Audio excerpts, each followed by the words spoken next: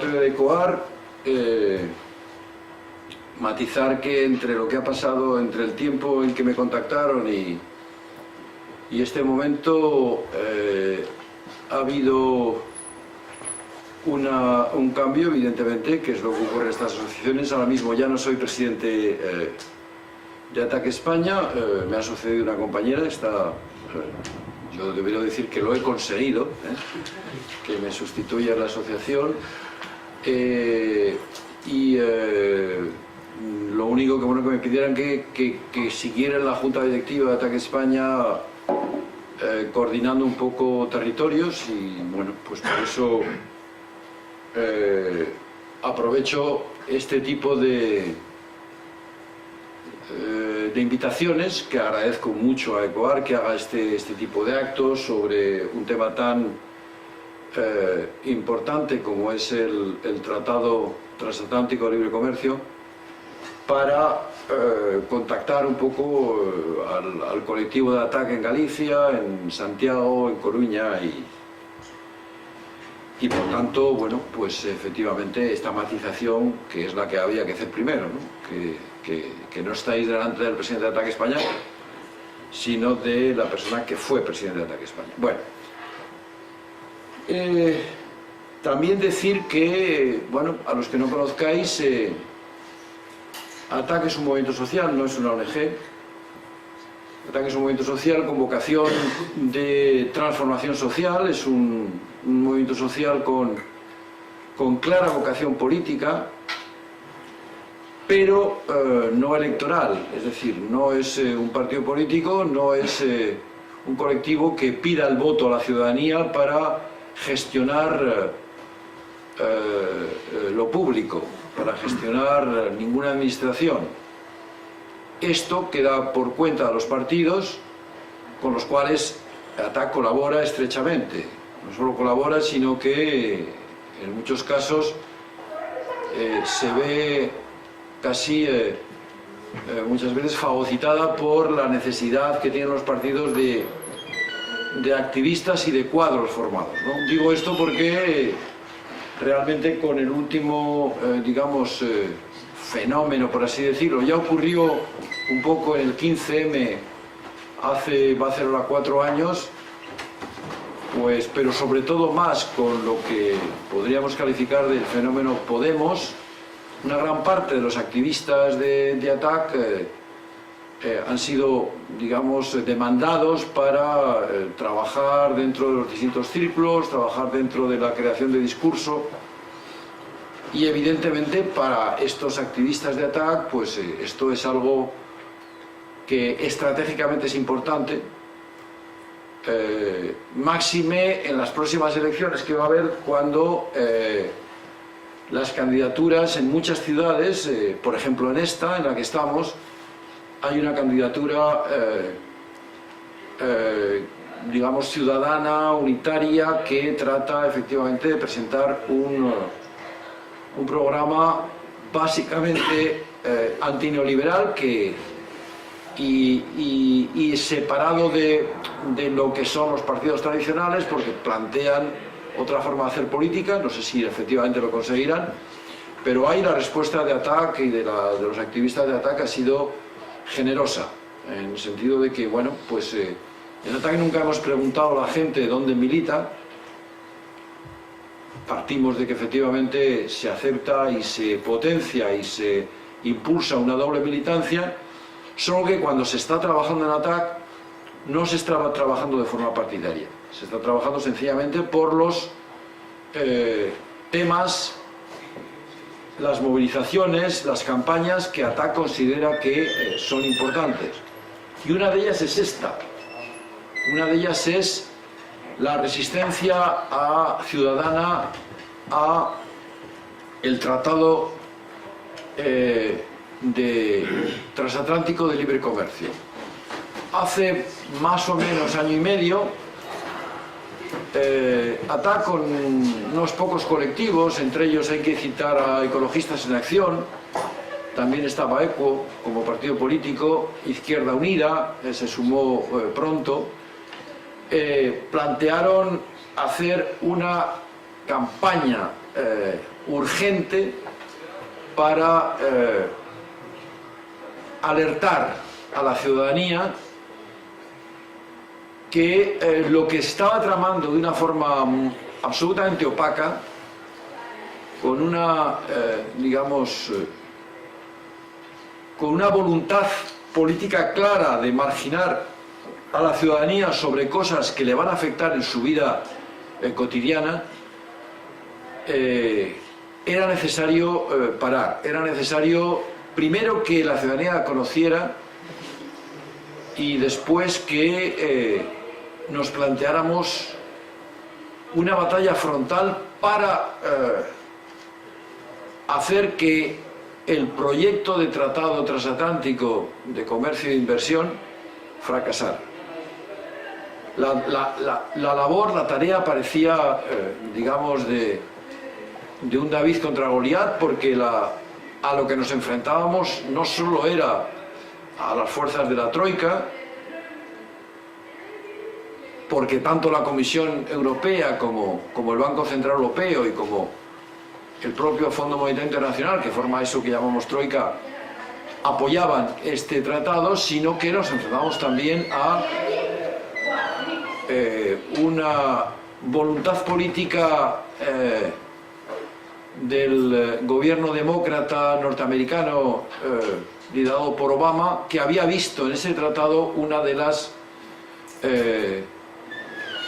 los instrumentos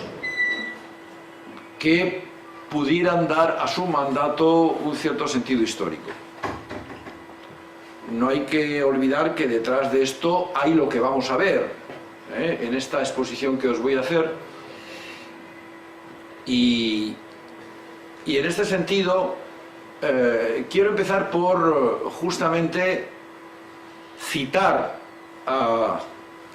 Susan George, que como vicepresidenta de honor de ATTAC Francia,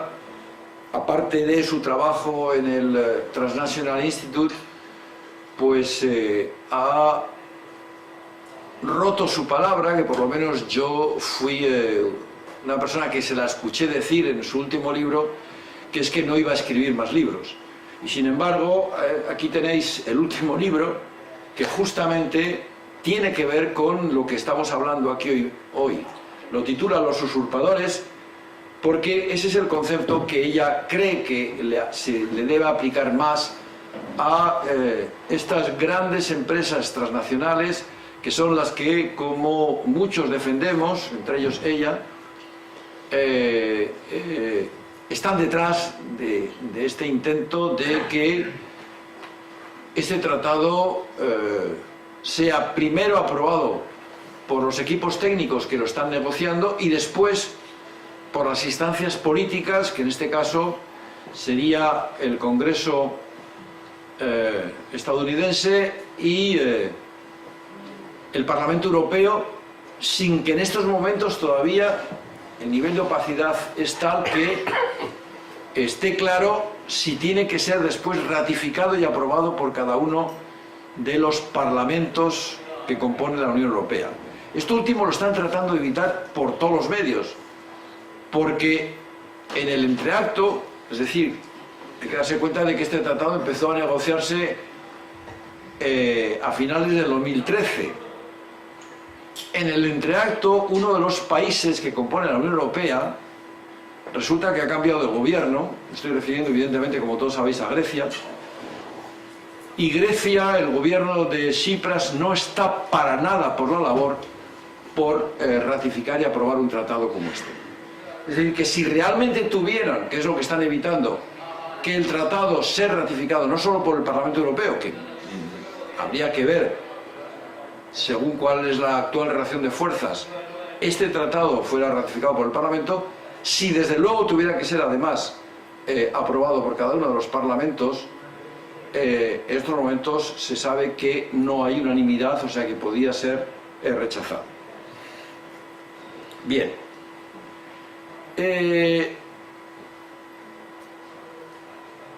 Cuando nosotros empezamos a finales del 2013 a hablar del TTIP, que en aquel momento muchos En ATTAC decíamos, no le podemos llamar TTIP, porque la gente no va a saber de qué estamos hablando. O sea, TTIP son unos acrónimos, es un acrónimo, además, ni tan siquiera es un acrónimo del nombre en español, ¿no? Es un acrónimo de Transnational Trade and Investment Agreement, Partnership. Es decir, que efectivamente tenemos que hablar pues, de un tratado de libre comercio, llamarle tratado de libre comercio, pero las cosas fueron muy rápidas, porque efectivamente en toda Europa empezaron a surgir estas movilizaciones pilotadas por distintos colectivos, entre ellos los ATTACs europeos a la cabeza, y muy pronto nos dimos cuenta de que, bueno, pues la ciudadanía se tenía que identificar rápidamente este acrónimo TTIP, que en el fondo es como cualquier otro acrónimo. Yo recuerdo también que cuando, por ejemplo, el movimiento social ATTAC eligió este acrónimo, porque ATTAC es un acrónimo, es una asociación por la tasa Tobin o por la tasación a las transacciones financieras y ayuda al ciudadano. Al final la gente, al principio preguntaba, ¿qué quiere decir ATTAC? Desde hace 5 años ya la gente no pregunta qué quiere decir ATTAC, ya sabe que ATTAC es algo que está ligado a movilizaciones para denunciar o para reaccionar frente a la dictadura de los mercados financieros, que es otro concepto que introducimos en su momento y que ahora no hay que explicarlo. No hace falta decir a qué nos referimos cuando hablamos de dictadura de los mercados financieros. Pues con el TTIP ha pasado lo mismo, ¿no? O sea, ahora mismo ya el TTIP, prácticamente aquellos que han oído hablar del tratado ya saben que nos referimos a un tratado, a una propuesta de tratado o de acuerdo. A mí me gusta más la palabra tratado, porque la palabra acuerdo, que es una de las posibles traducciones de partnership, da como es como más amigable, ¿no? O sea, tratado realmente es un intento de que unos países se pongan de acuerdo, pero unos países, no unos países, sino unos estados que muchas veces actúan de espaldas a la ciudadanía. Pues bien, cuando empezamos como os decía, a finales de 2013, el primer problema que nos enfrentamos era que la gente nos preguntaba, pero ¿por qué nos venís a plantear una movilización nueva cuando estamos ya, digamos, o sea, estamos saliendo a la calle prácticamente todos los domingos, o sea, cuando no son por las mareas ciudadanas, por la sanidad, por defensa de la sanidad, es por la banca, cuando no es por la ley Mordaza o por cualquier otra situación que cada vez nos están amenazando más. El tema siempre, hasta luego Gonzalo, el tema siempre es el mismo, ¿no? O sea, hay que establecer una estructura de prioridades en función de lo que nos jugamos. Y con el tratado nos jugamos mucho, mucho. Vamos a intentar justamente, y vuelvo a agradecer un poco al colectivo ECOAR que haya montado esta posibilidad de tener este encuentro para que al menos aquí, pues ojalá que una docena de personas que no teníais claro por qué este esfuerzo en movilizar a la ciudadanía contra el tratado, cuando acabemos la jornada, os unáis a la campaña contra el tratado.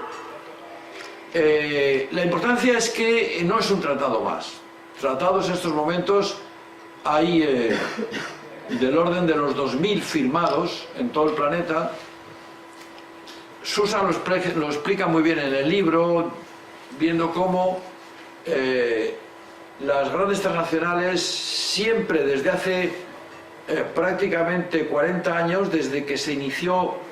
esto que nosotros en ATTAC llamamos la gran ofensiva neoliberal, que nace con los gobiernos de Reagan y Thatcher,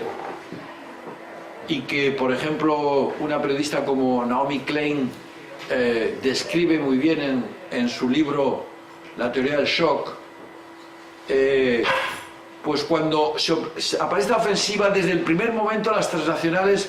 intentan conseguir lo que en estos momentos están tratando dentro de este tratado, pero que de todas maneras han ido consiguiendo paso a paso. Solo que esto, desde el punto de vista de algunos, entre los que me incluyo, sería el paso definitivo. Sería algo así como el conseguir una nueva constitución global, no nacional sino global, en el cual le da carta blanca a las transnacionales para introducirse en la regulación de no solo el comercio sino la producción de bienes y servicios y en relación con la actividad económica y el medio ambiente. Entonces, este cambio que se produce en los años 70, cuando efectivamente aparece la ofensiva neoliberal, hace que lo primero que se trate de crear sean instituciones que no habían conseguido crearse en su momento. Cuando en Bretton Woods se crea el Banco Mundial y se crea la Organización Mundial, el Fondo Monetario Internacional, se trató de crear una organización de comercio que estuviera vinculada a Naciones Unidas, pero no hubo acuerdo. Lo más que se llegó es al GATT, que era unos acuerdos de comercio, pero ellos siguieron presionando a los gobiernos hasta que se consiguió crear lo que hoy es la OMC, la Organización Mundial de Comercio, que no es más que un club de países que digamos, responden a unas normas de liberalización de comercio. Pero pronto las transnacionales, sobre todo después de Seattle en 1999, se dieron cuenta que no les servía, porque era, a pesar de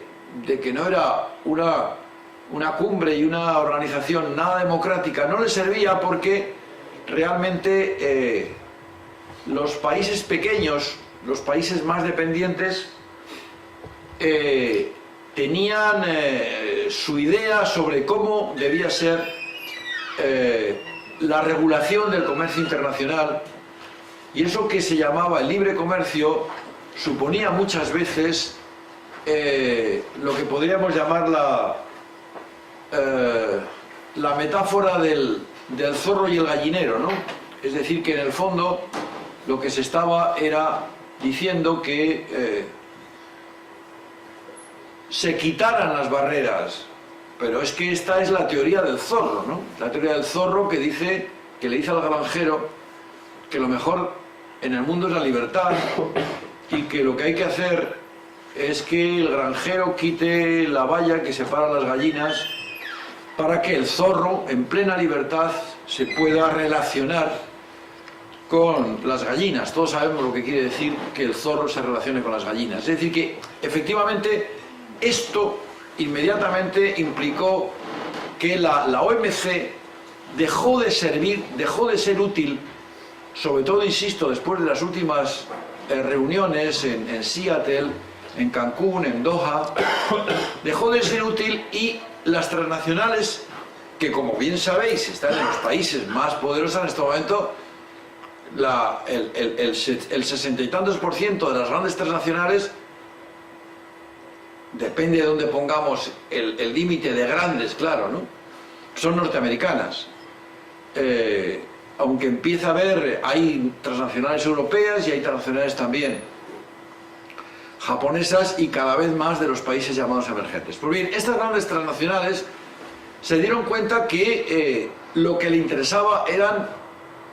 tratados bilaterales, no acuerdos generales que cuesta mucho llegar en las cumbres de la OMC. Y estos tratados bilaterales son los de los que os he hablado al principio, que en estos momentos hay unos 2000.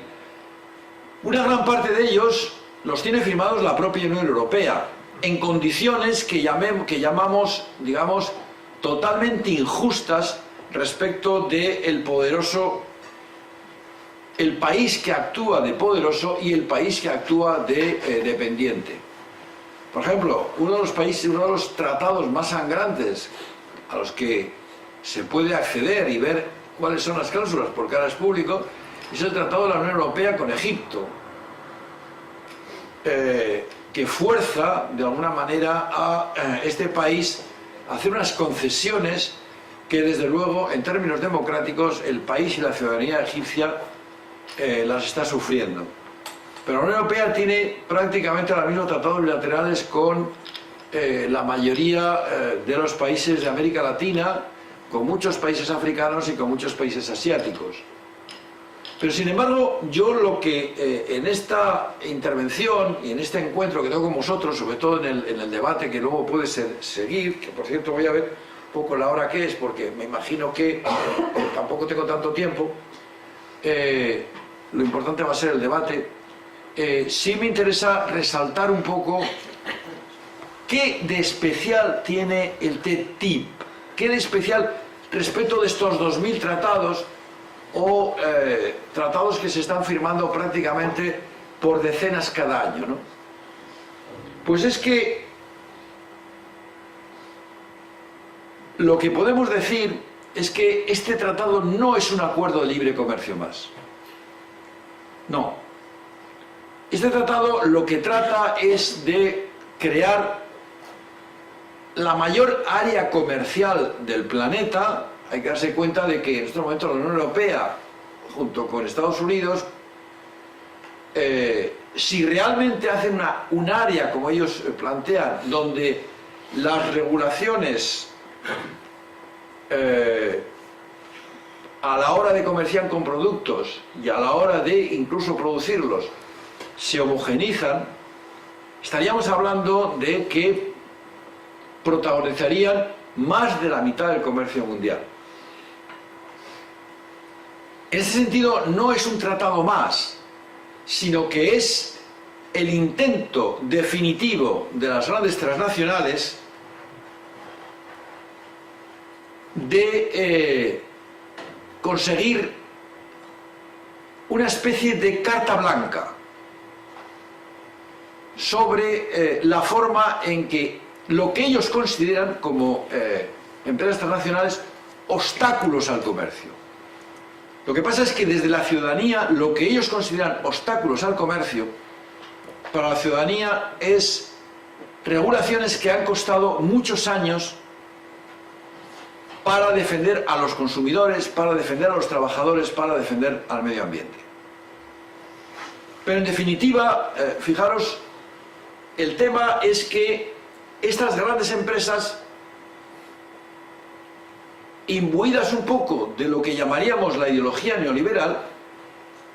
han conseguido convencer a los gobiernos y a los que toman decisiones en los gobiernos que lo mejor que le puede pasar a un país es que efectivamente este tratado se apruebe. Hay un planteamiento con el que muchos no estamos de acuerdo y que justamente estamos movilizando a la ciudadanía para que adopte esta visión y plantee resistencia al modelo, es que para nada estamos de acuerdo con la teoría del trickle down, que sería el concepto en anglosajón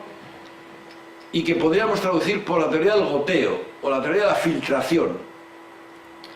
Estamos en un mundo competitivo. En ese mundo competitivo lo que hay que hacer es que cada país, cada espacio económico se haga con la mayor parte del mercado, porque ese es el juego competitivo, porque si se hace con esa parte del mercado, las poblaciones de ese espacio económico, lógicamente, saldrán beneficiadas. ¿Cómo saldrán beneficiadas? Pues por esto que os digo, sencillamente el goteo. Pero para eso lo que hay que conseguir es favorecer la actividad de las grandes empresas.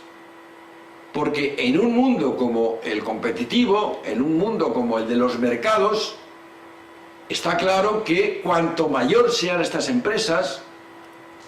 más poder tienen para hacerse con la parte del mercado que les corresponde, que pueden acceder, y por otra parte, evidentemente, más, y aquí viene la trampa, más empleo crean. Ahí está la palabra mágica, ¿no? Porque en un mundo en el cual el desempleo es algo consustancial al sistema, esta crisis lo que nos ha planteado es efectivamente que es un sistema que no es capaz de asegurar el trabajo para todas las personas que quieren trabajar, que este es un poco el paradigma capitalista, este es un poco el paradigma del sistema. El sistema funciona porque el mercado asigna recursos de manera que consigue lo que Keynes llamaba pleno empleo, algo que el sistema no ha conseguido nunca ni conseguirá. Pero en este planteamiento, lógicamente, lo suyo es facilitar que estas grandes empresas transnacionales, que son las que realmente pueden competir internacionalmente y pueden hacerse con los mercados que estamos hablando, que son más de la mitad de el montante económico global del planeta entre Estados Unidos y la Unión Europea, pues estas empresas, lógicamente, al final algo, por goteo, por filtración, acabaría cayendo a las poblaciones y a las clases medias, mucho menos, por supuesto, a los excluidos y a los marginados, pero por lo menos a las clases medias de beneficioso. Bien, este esquema es el rechazable. Este esquema es el que, desde, por ejemplo, la campaña No al TTIP, decimos que no es, digamos, admisible. No se trata de favorecer el desarrollo y la actividad de las grandes empresas transnacionales, y como no se trata de eso, nos oponemos justamente a toda la parafernalia que el tratado incluye para facilitar este desarrollo de las actividades de las transnacionales. El gran jefe de los temas con respecto al Tratado de Libre Comercio por parte de la Unión Europea es un español, se llama García Bercero. Esta persona, con la cual algunas veces hemos coincidido y muy pocas veces ha dejado de hacer preguntas, se ha dado cuenta de que el discurso que tenemos, la gente que nos oponemos y la gente que estamos movilizando a la ciudadanía contra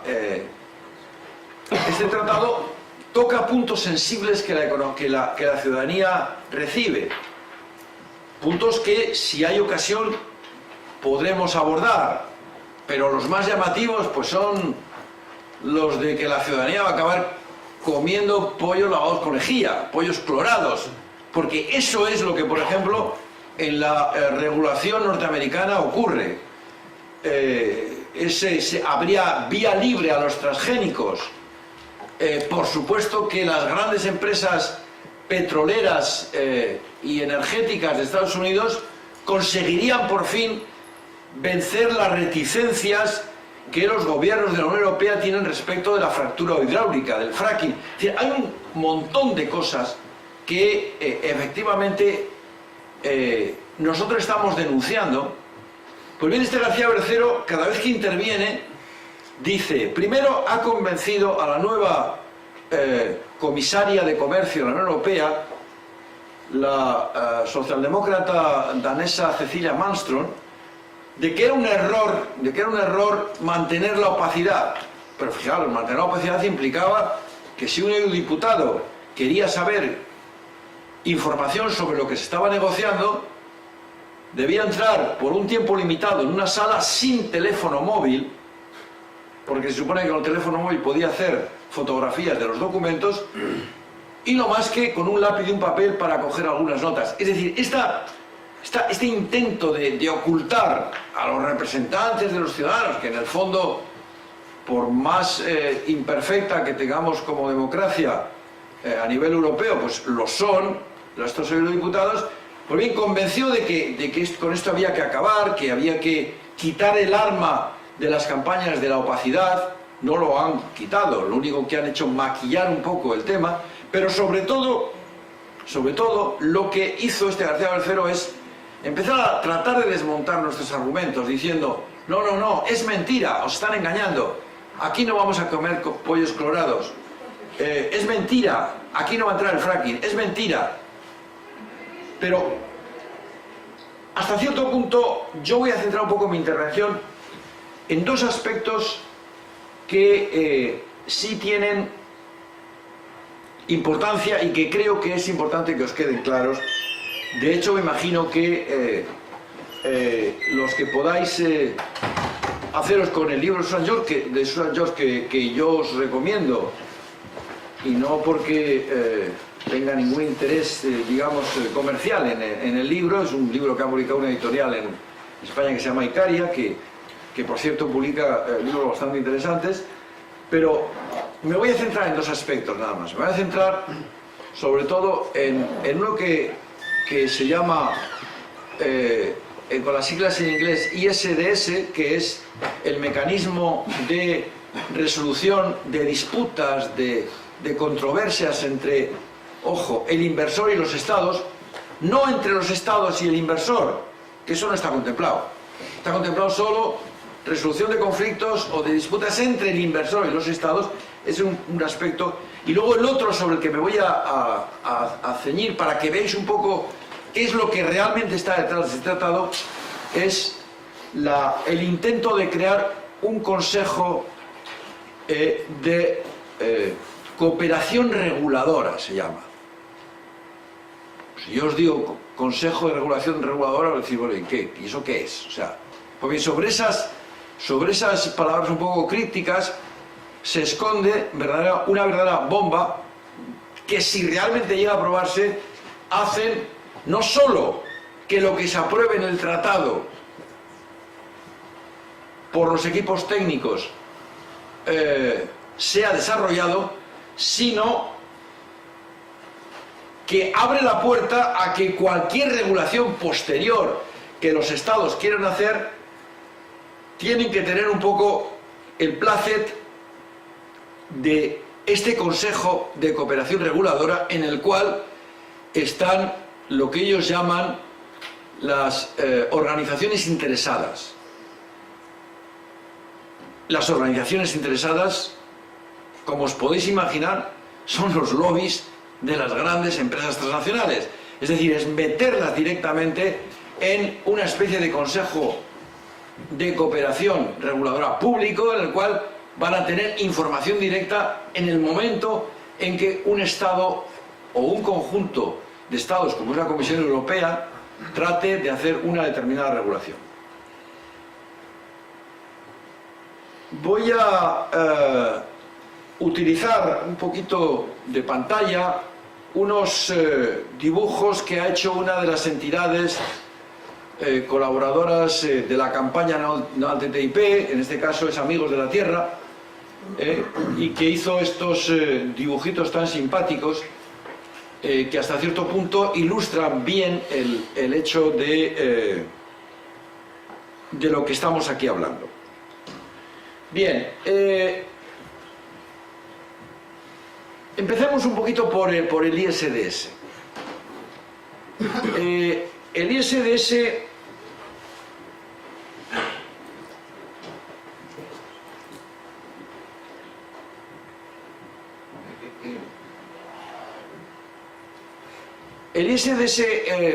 es algo que se viene aplicando desde hace 30 años en los tratados bilaterales. Hasta ahora nadie había hablado del ISDS. Sin embargo, los mexicanos sí conocen perfectamente lo que es el ISDS, porque les tocó ya directamente con el NAFTA. El NAFTA es un tratado que cumple ahora 20 años y que, de hecho, fijaros lo que son las cosas, cuando se firmó en el año 94 fue el año en que el movimiento zapatista se proclamó como movimiento, como ejército, digamos, no armado, pero se refugió en la selva lacandona, en la parte de Chiapas. Pero una de las cosas que denunciaba era justamente este tratado bilateral, en este caso es trilateral, porque es un tratado entre Canadá, Estados Unidos y México. ¿Por qué metieron? ¿Qué sentido tiene el ISDS? El ISDS es, os lo explico en dos palabras, a los que no los conozcáis, muchos seguro que lo conocéis, es sencillamente una especie de seguro del inversor. El inversor, ¿quién es el inversor? El inversor, evidentemente, son los grandes grupos financieros que están detrás de o las propias empresas transnacionales o sencillamente grupos de inversión que llevan dinero a un país. ¿Qué tipo de seguridad buscan? Pues hombre, fijaros, hace 40 años cuando empezaron los tratados bilaterales, el ejemplo que siempre pone, y yo se lo he oído a García Bercero, es decir, por favor, un inversor que va a Burkina Faso, hace una inversión allí y de repente cambia el gobierno y su inversión se hunde, entonces este inversor, para que de alguna manera no pierda su dinero, quiere que no le juzguen, es decir, poder demandar al Estado, pero no en un tribunal de Burkina Faso, sino en un tribunal externo. Esto podría tener sentido, visto así, desde el punto de vista siempre, lógicamente, no de Burkina Faso, sino desde el inversor. Pero aún así, bueno, podrías decir, ahora, ¿qué sentido tiene que haya un ISDS en el NAFTA, por ejemplo, entre Estados Unidos, Canadá y México? Diría García Bercero, sí, cuidado, está México. Está México. México tiene una historia revolucionaria, tiene una historia que hay que meter el ISDS. Habría que discutirlo, pero ¿por qué no lo quieren? ¿Por qué lo quieren meter entonces entre Estados Unidos y la Unión Europea? ¿Cuál es el país en este momento malo de la película que va a romper la baraja y que va? Silencio. Frente a esto, silencio. Esta pregunta no se la hemos podido hacer a García Bercero, no por falta de ganas, por cierto, pero lógicamente habría que hacérsela. ¿Pero qué es lo que persigue entonces? No, persigue una cosa muy pecuniaria, y es que el ISDS ha creado un enorme negocio, Hace 20, 30 años, cuando empezaron los tratados y el ISDS, a lo mejor había 20 demandas al año, en países, entre países, porque hay que ver qué es lo que es, cómo se hacen estas demandas. Es un tribunal privado, primero, donde el país demandado selecciona a uno de los árbitros, a uno de los tribunales. La empresa selecciona al otro, pero son tres. El tercero es el que decide. Normalmente es el presidente, además. ¿Y quién decide el tercero? Ahí está el punto. El tercero lo decide alguna institución ligada a el Banco Mundial, por ejemplo, que, como bien sabéis, no es justamente una hermanita de la caridad, sobre todo en términos por lo que ha supuesto su actuación en los últimos 20 o 30 años. Es decir, que efectivamente son juristas, no más de 50, en el último año hubo 226, yo las cifras se me olvidan, pero de ese orden, 226 demandas en tribunales privados. Pero no hubo más de 50 árbitros, son siempre los mismos. Cada árbitro cobra 1.000 euros la hora. De manera que un juicio, un dictamen de este tribunal privado, con lo que se alargan, viene a salir normalmente entre 7 y 8 millones de dólares. Normalmente son fallados a favor de las empresas. No es por casualidad. Los árbitros normalmente se han bregado en defender empresa contra empresa. están un poco siempre dentro de la óptica del negocio. Cuando se trata de hacer un arbitraje entre empresa y Estado, la gran mayoría de las veces, aunque todavía no hay, ese trabajo está por hacer, el de ver exactamente los fallos de estos tribunales, las resoluciones, qué porcentaje se ha obtenido, pero está muy cercano al 80% de que fallen a favor de las empresas. Lo cual quiere decir que si de repente, como por ejemplo, la Reynolds, que es una de las propietarias de Philip Morris, cuando de repente demandó al gobierno uruguayo de José Mujica porque había cambiado la legislación del tabaco, más o menos parecido a la que cambió aquí Zapatero, diciendo que efectivamente el tabaco no se debe permitir en lugares públicos porque los no fumadores se ven agredidos por, digamos, y afectados evidentemente por el humo de los que fuman. Eso mismo lo desarrolló Mujica, y la Reynolds le ha pedido 2.000 millones de dólares. 2.000 millones de dólares. A Argentina, cuando devaluó, hizo el default con respecto a la deuda, igual las grandes empresas de agua que habían conseguido privatizar la gestión, todo hay que decirlo, entre ellas estaba Aguas de Barcelona, y otras cuantas, le exigieron al gobierno argentino, porque con la devaluación de la paridad ellos habían perdido, y la devaluación, o sea, la nueva paridad era una decisión tomada por un gobierno como el argentino. Al final acabaron negociando y le sacaron al gobierno argentino 500 millones de dólares, más las costas, es decir, más los 8 millones que se embolsan evidentemente estos tribunales, estos árbitros. Pero todo esto en estos momentos es un enorme negocio, es decir, que ahora mismo hay bufetes internacionales de abogados que van a las empresas ya con el paquete hecho, con la demanda hecha, diciéndoles: vamos a ver usted, fíjese que este cambio legislativo que ha hecho un país que está dentro del tratado y por tanto usted se puede acoger al ISDS, usted puede reclamarle, yo calculo que 800 o 2.000 millones de dólares, nosotros le llevamos la demanda, probablemente lo gane. Evidentemente en ese momento las costas supondrán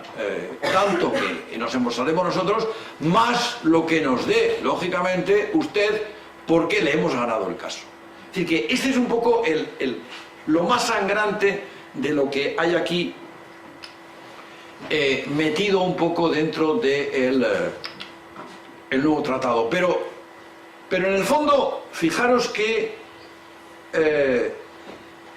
lo grave no es tanto la situación de mala sangre que produce el ver que todas estas cosas se producen por la codicia sencillamente de unas cuantas empresas, sino que en el fondo hay algo más grave que todo esto, y es que se está afectando a la soberanía de los estados.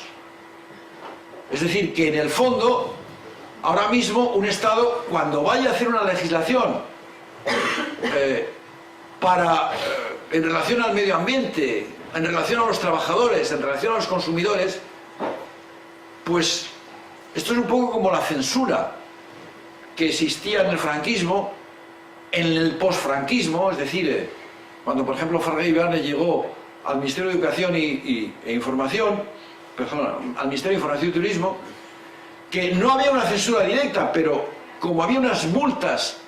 descomunales para los periodistas que en un momento determinado se consideraban que habían entrado en delito, los propios periodistas se autocensuraban. Que es un poco lo que puede ocurrir con estos procesos, es decir, o sea, ahora mismo el gobierno de Grecia, Alexis Tsipras, por ejemplo, como jefe de gobierno, según esto, se tendría que pensar los cambios de regulación que hace respecto a determinadas cosas porque tiene la espada de Damocles detrás. Es decir, que ya no es tanto, por ejemplo, el que alguien nos asegure que no vamos a comer pollos clorados. Es que, de alguna manera, si en un momento determinado la Unión Europea, que practica algo que ha costado muchísimo esfuerzo en comisiones parlamentarias, que es que la Unión Europea adopte el principio de precaución frente al peligro de lo que no se conoce, que es el principio de precaución. El principio de precaución es que si yo, administración,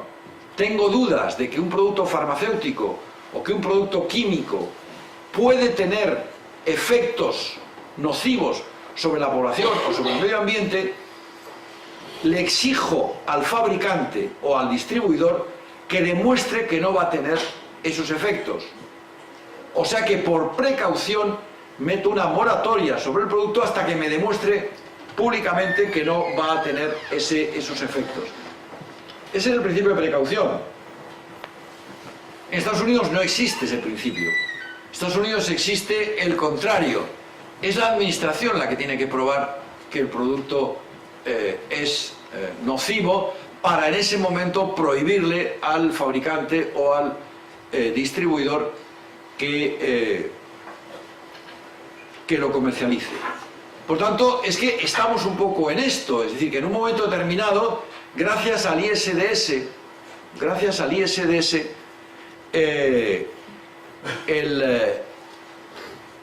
las grandes empresas pueden sencillamente plantear que ha habido un lucro cesante, lo que en economía se llama lucro cesante, es decir, que la empresa ha dejado de ganar porque una legislación a posteriori del acuerdo ha introducido elementos que, según la empresa, le ha hecho perder beneficios. El otro punto que voy a tocar de una manera un poco somera, fijaros que estos dibujitos, por ejemplo, ya nos recuerdan un poco de qué estamos hablando, de lo que os estoy hablando. Es decir, cogen una idea muy bonita, y es que el TTIP es una especie de caballo de Troya, dentro de la mitología, dentro de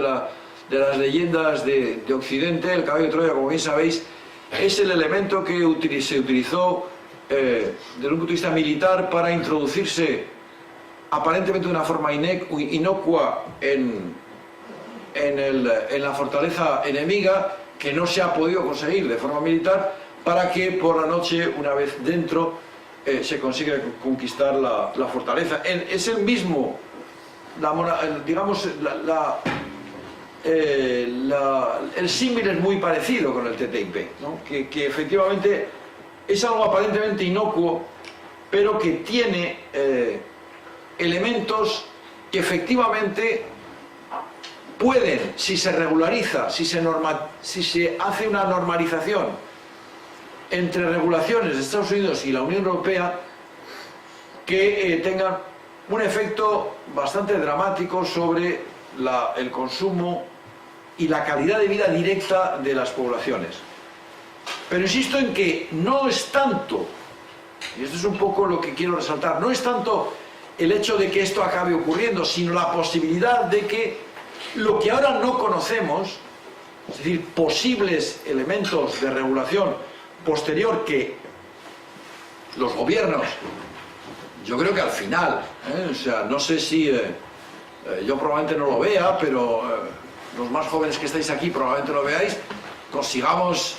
en nuestros países y en Europa unos gobiernos no neoliberales que traten de desarrollar políticas económicas más favorables a la ciudadanía. Pues bien, con este tratado, cualquiera de estas regulaciones entrará en situación de que puedan ser demandados dentro de este ISDS.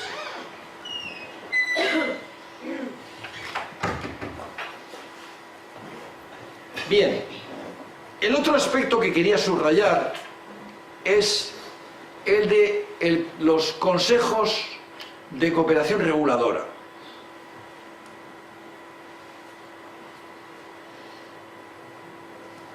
Ahora mismo no está en el tratado, pero es la propia Comisión Europea la que está presionando para introducir es decir, no es algo que va paralelo al tratado. Sería la creación de este espacio, esta institución llamada Consejo de Cooperación Reguladora, en la cual estarían lo que eufemísticamente en la Comisión Europea llaman partes interesadas. Insisto en que las partes interesadas son directamente las grandes empresas y sus lobbies. En estos momentos, por ejemplo, de las reuniones de las que informa la Comisión Europea, que se ha reunido para, digamos, saber cuál es lo que constituye la posición negociadora de la Unión Europea frente a Estados Unidos, que en estos momentos, en la primera reunión, esta comisión negociadora de Estados Unidos se presentó con 300 asesores, todos ellos pertenecientes a lobbies de las grandes empresas transnacionales. Pues bien, estas reuniones que ha tenido la Comisión Europea con estas partes interesadas, en ninguno de los casos lo ha hecho con movimientos sociales o representantes de la ciudadanía, que evidentemente son tan partes interesadas como las propias empresas productoras o distribuidoras de bienes y servicios. Entonces, realmente el peligro está aquí en que la creación de este Consejo de Cooperación Reguladora suponga sencillamente un espacio en el cual ya directamente,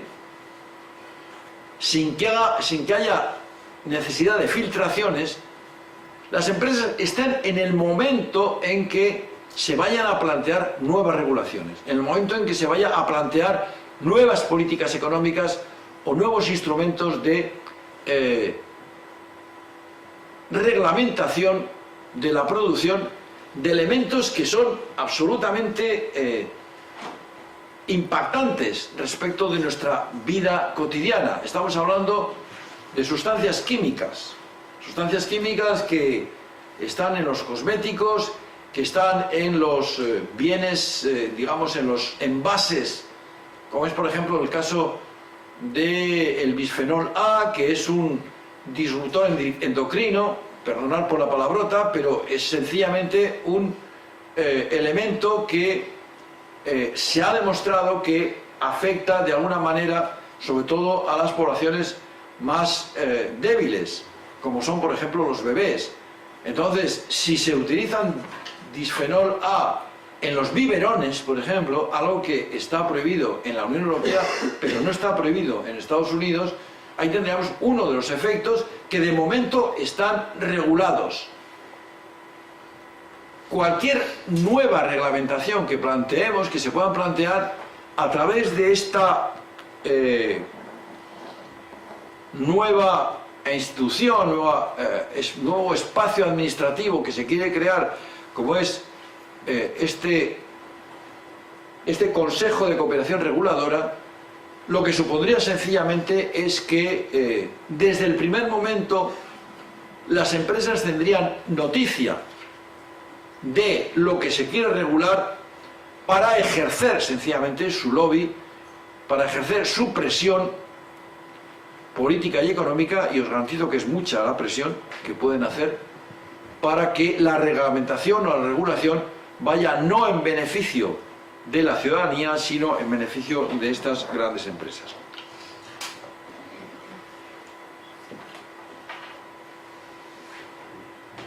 Esta es un poco la razón por la que en estos momentos hay, yo diría casi un centenar de organizaciones en nuestro país, pero que se repiten igual en Francia, que se repiten igual en otros países europeos y que se repiten también, es decir, que existen también en Estados Unidos, que nos estamos movilizando para hacer fracasar este tratado. Yo hace menos de 10 días estaba en el Foro Social Mundial de Túnez, donde este tema ha salido en varios de los talleres, junto evidentemente a los otros miles de tratados que, como os he dicho, en estos momentos están atenazando a la mayoría de los países, porque esos tratados bilaterales, ya os digo que, por ejemplo, en este caso, no hay que entender, muchas veces se habla del TTIP como si fuera una película de buenos y malos, ¿no? Donde los buenos son los europeos y los malos son los norteamericanos, tipo película del oeste, ¿no? Aquí no, ese es el planteamiento, no ese es el enfoque que hay que hacer. O sea, es decir, no es que haya buenos y malos y los pobrecitos europeos. Estamos hablando de que es una guerra a muerte, y de hecho están a muerte que no se acaban poniendo de acuerdo. Llevan, esto en principio tenía que haberse terminado la negociación en el 2014 y probablemente no se termine en el 2015 porque no se ponen de acuerdo. Hay una guerra a navajazos entre grandes empresas transnacionales europeas y norteamericanas, pero no ninguna de ellas en beneficio de la ciudadanía, sino sencillamente por ver quién se queda con la tajada más grande. Por ejemplo, una de las grandes discusiones que hemos sabido por filtración es que los Estados Unidos quieren que se acaben con la discriminación que puede hacer, por ejemplo, ayuntamientos o comunidades autónomas o el propio Estado respecto de las empresas locales. Esto es algo bastante frecuente, que en un momento determinado un ayuntamiento pues pueda sencillamente decir que uno de los baremos dentro del pliego de condiciones es que se premiará si la empresa que va a prestar el servicio es local. Bien, esto es lo que se trata, este tipo de tratados, de acabar. Los norteamericanos quieren acabar con estas situaciones y los europeos quieren que se acaben porque hay lo mismo por parte estadounidense. Es decir, hay una serie de prestaciones de servicios públicos a las cuales solo pueden competir, cuando digo prestaciones de servicios públicos, leas inmediatamente privatizaciones de la gestión de esos servicios a las cuales sencillamente pueden acceder las empresas estadounidenses y no las empresas europeas. Es decir, que este es uno de los grandes elementos de disputa y de negociación. También sabemos, y esto es otra filtración, que los norteamericanos no quieren para nada que la regulación financiera de los servicios financieros entre en el tratado. ¿Por qué? Pues porque el gobierno demócrata de Obama consiguió con mucho esfuerzo hacer aprobar una ley que se llama la ley Dodd-Frank, que reglamentaba determinadas cuestiones que llevaron a la gran crisis del 2007-2008 en Estados Unidos por la connivencia entre la banca de inversión y la banca de depósitos. Y más o menos consiguieron separar, no volvieron a la ley que en los años 30-40 había aprobado Roosevelt, que se llamaba la ley Glass-Steagall, que separaba tajantemente lo que es la banca de depósitos, donde los ciudadanos depositan sus ahorros y sus capitales, de la banca de inversión tipo Goldman Sachs, que es la que hace inversiones especulativas de alto riesgo, por ejemplo en commodities o por ejemplo en materias primas en el mercado de Chicago, haciendo subir y bajar el precio del trigo, del maíz o del arroz, y cada vez que se produce una subida provocando centenares o miles de muertos. No, esto, desde el punto de vista del tratado, los norteamericanos quieren dejarlo aparte porque saben que en estos momentos en la Unión Europea, el sistema financiero está totalmente desregulado, totalmente desregulado. También es verdad que en la Unión Europea hay un intento de desarrollar el impuesto a las transacciones financieras que los estadounidenses no quieren para nada. Es decir, que el elemento hay entre el tema del sistema financiero, sabemos que por parte de Estados Unidos quieren dejarlo fuera, mientras que por parte de la Unión Europea no les importaría que entrara, porque a ellos efectivamente les interesa acabar con la ley Dodd-Frank. A ellos me refiero a las grandes empresas transnacionales europeas.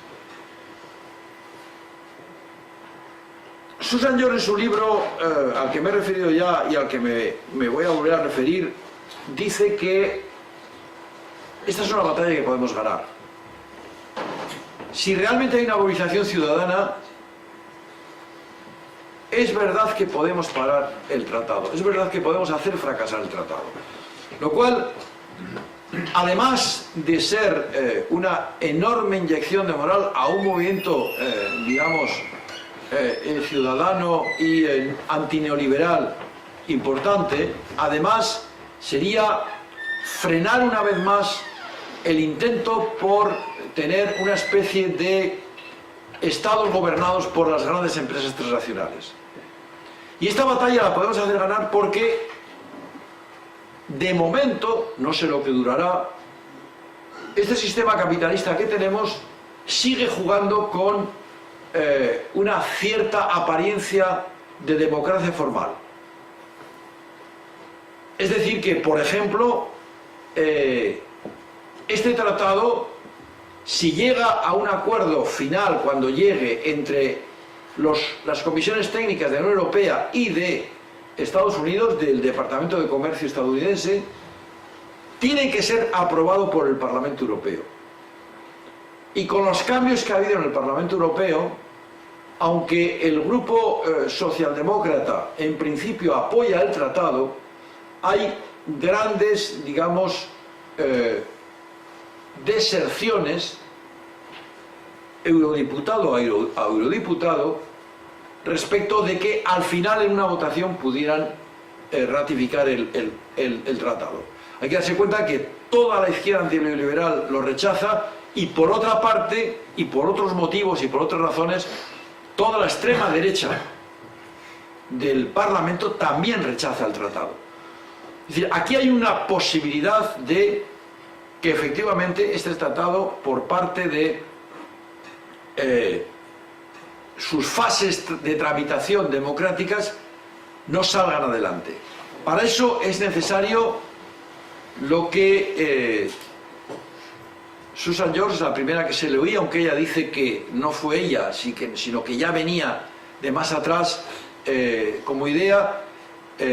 llama la estrategia del vampiro, la estrategia de Drácula. O sea, echar luz al tema. Porque efectivamente, como en la leyenda de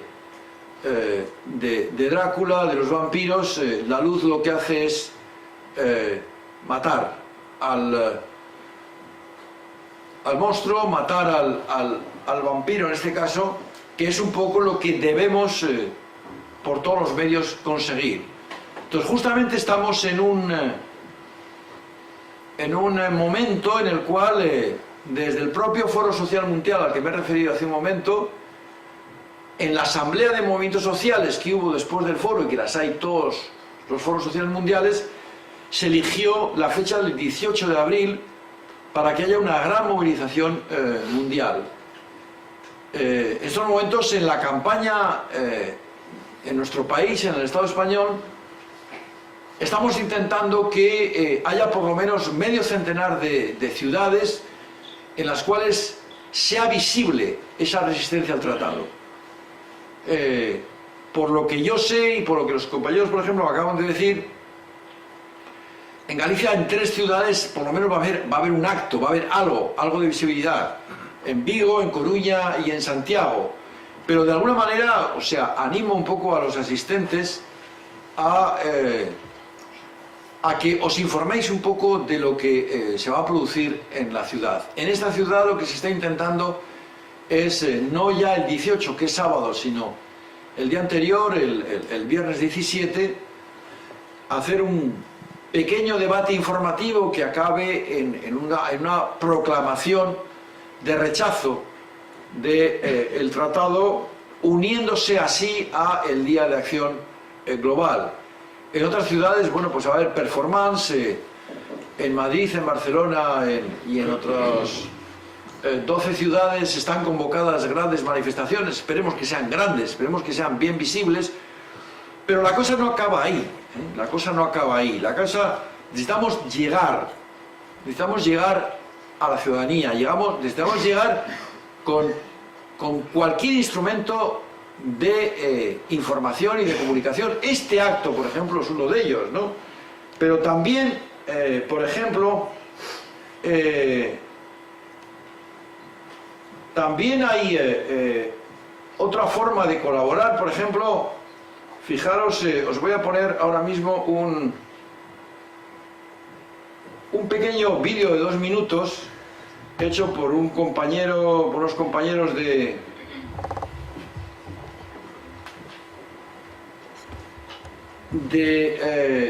con el trabajo que esto supone, además, porque es hacer dibujo a dibujo para hacer después una animación.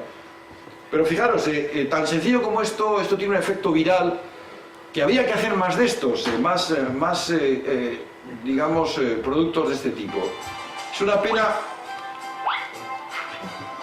que no haya sonido, pero bueno, tampoco es tan importante. Pero bueno, esto ahora mismo está en YouTube. Este tipo de, digamos, de pequeños medios, formatos informativos son muy valiosos, porque efectivamente llegan a muchísima gente y sobre todo llegan a gente que no viene a un acto de estos o que de alguna manera tampoco se lee un libro como el de Susan George.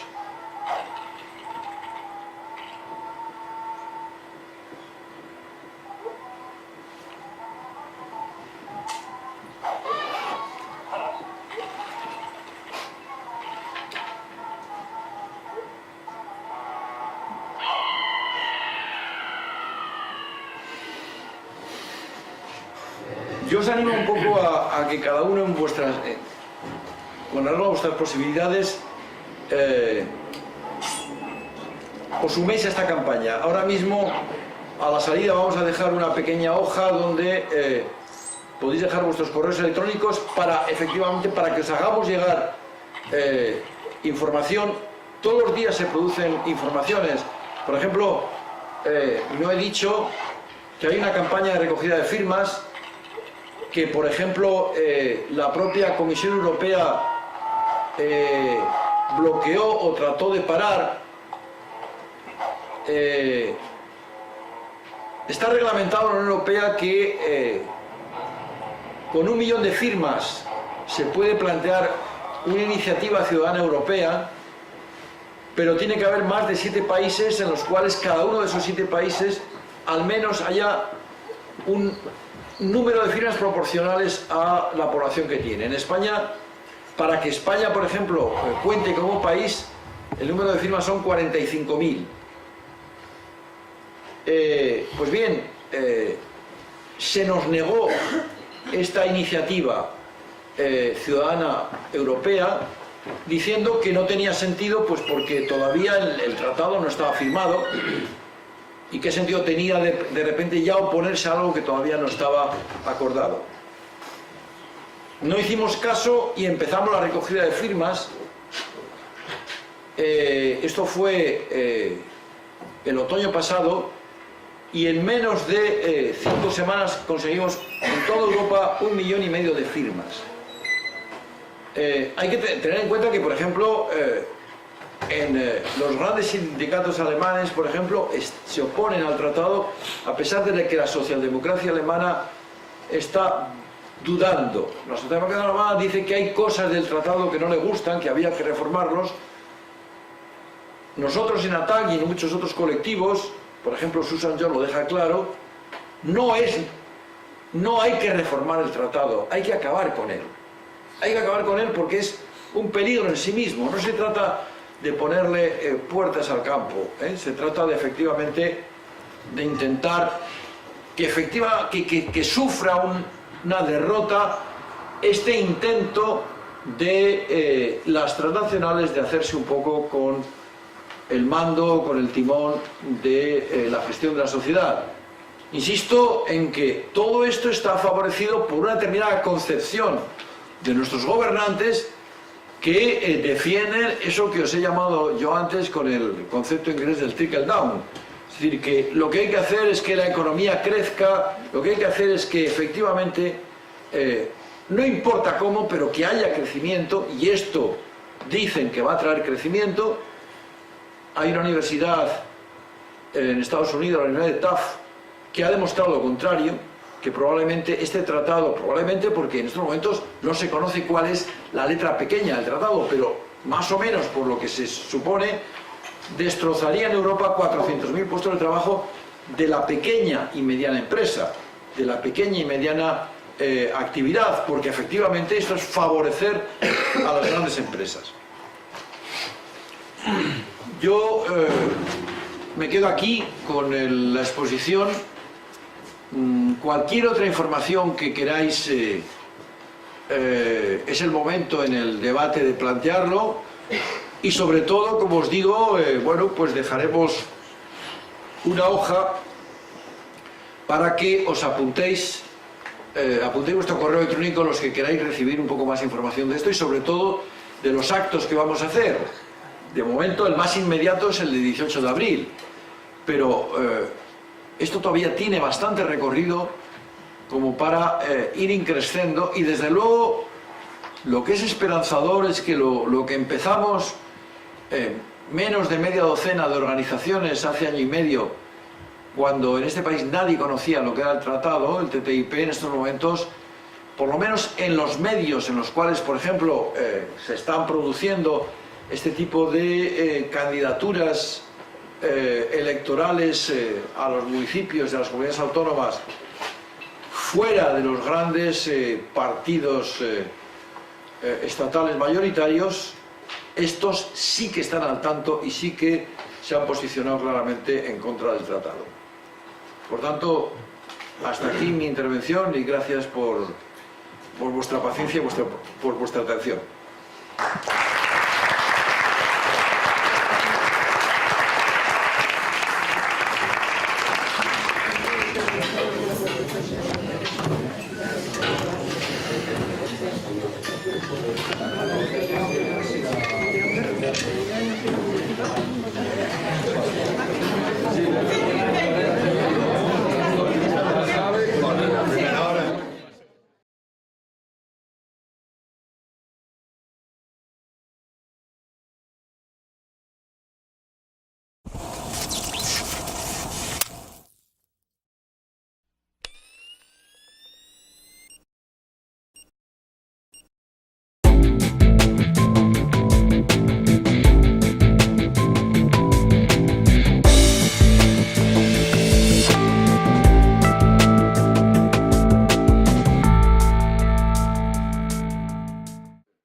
Gracias por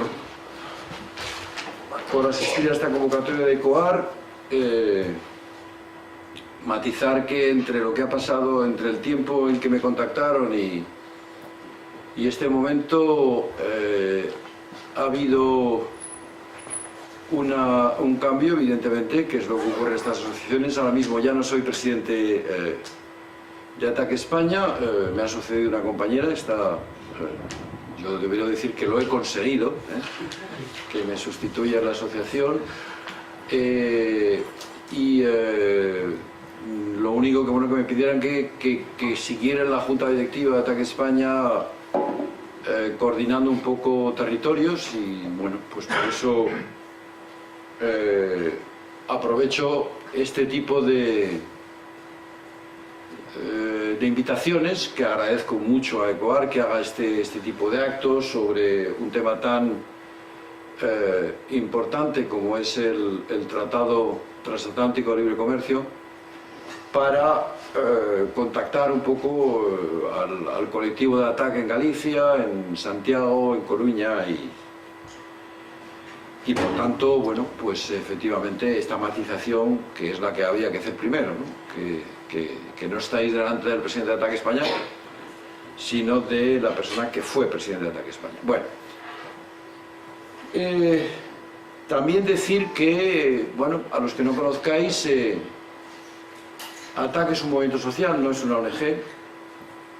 ATAC es un movimiento social con vocación de transformación social, es un movimiento social con clara vocación política, pero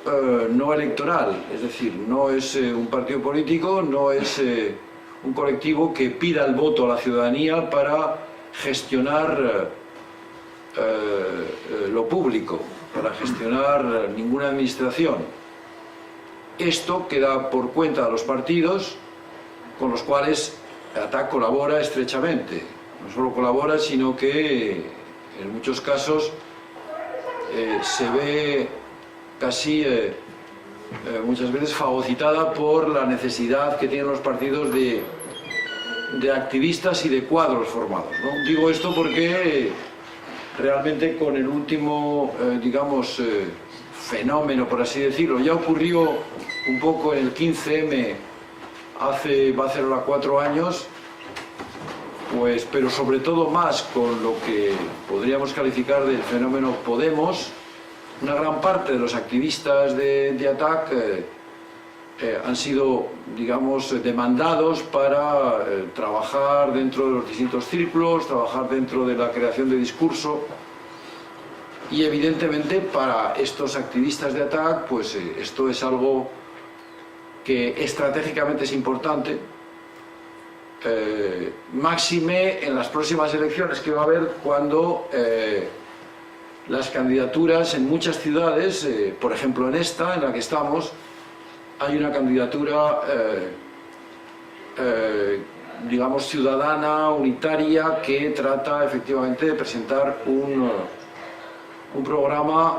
básicamente antineoliberal y separado de lo que son los partidos tradicionales, porque plantean otra forma de hacer política. No sé si efectivamente lo conseguirán, pero ahí la respuesta de ATAC y de los activistas de ATAC ha sido generosa, en el sentido de que, bueno, pues en ATAC nunca hemos preguntado a la gente dónde milita. Partimos de que efectivamente se acepta y se potencia y se impulsa una doble militancia, solo que cuando se está trabajando en ATAC no se está trabajando de forma partidaria, se está trabajando sencillamente por los temas,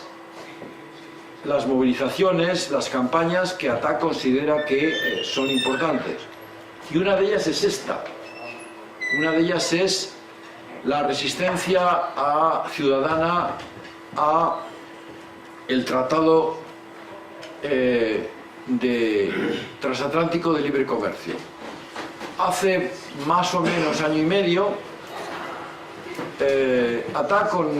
unos pocos colectivos, entre ellos hay que citar a Ecologistas en Acción, dado por Obama, que había visto en ese tratado uno de los instrumentos que pudieran dar a su mandato un cierto sentido histórico. No hay que olvidar que detrás de esto hay lo que vamos a ver en esta exposición que os voy a hacer, y en este sentido quiero empezar por justamente citar a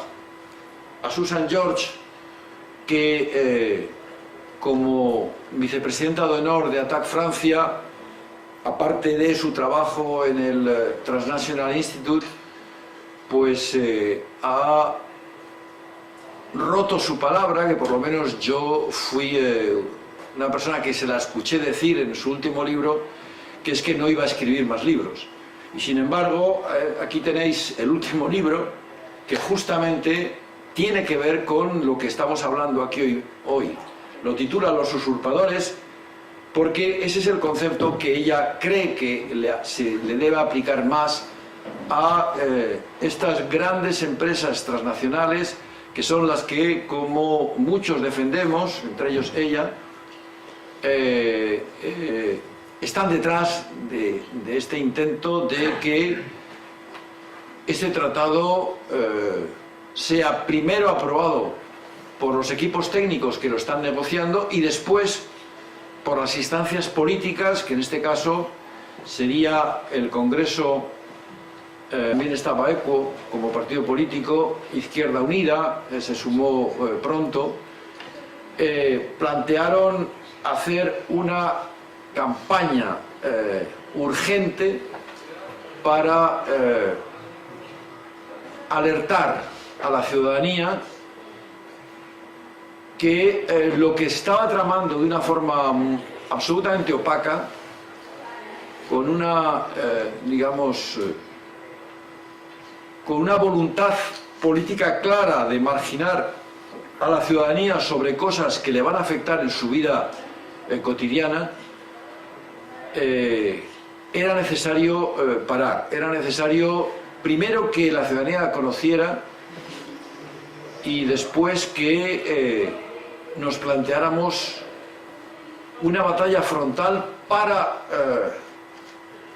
hacer que el proyecto de tratado transatlántico de comercio e inversión